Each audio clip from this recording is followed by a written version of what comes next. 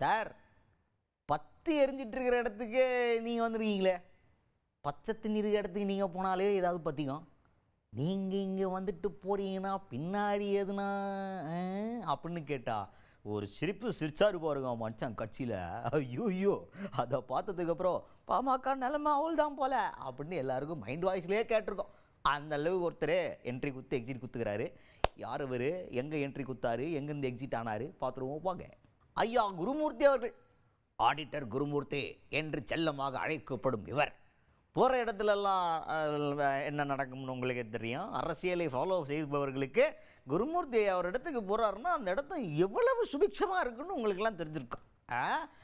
ஒன்றும் சூப்பராக இருக்கும் அப்படின்னு இருக்கும்போது இப்போ பாமகவில் பிரச்சனை போய்கிட்டு இருக்கு. அப்படி போயிட்டு இருக்கும்போது ராமதாஸ் அவர்களை பார்க்குறதுக்கு இவர் போயிருக்கார்.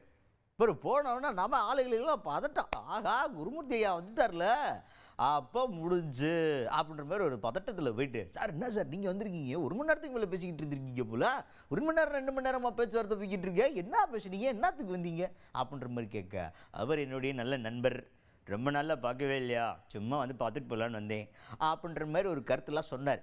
இந்த கருத்தெல்லாம் ரைட்டு, ஃப்ரெண்டை பார்க்க வந்தேன், ரொம்ப நாளாக பார்க்கல.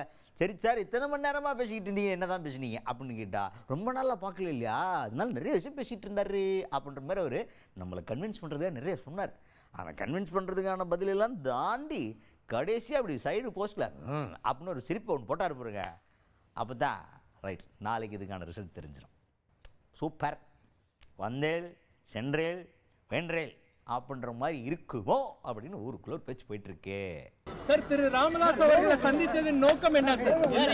நண்பர் சார், ரொம்ப நாளா இல்ல 3 மணி நேரம் பேசிருக்கீங்க, என்ன சார் காரணம்? 3 மணி நேரம் பேசிருக்கீங்க, 3 மணி நேரம் பேசுறீங்க. ஐயா ரொம்ப பிடிக்கும் சார். வண்டி நிறுத்த சொல்லுங்க, என்ன வார்த்தை சொல்லுங்க? என்ன ரொம்ப பிடிக்கும் சார்.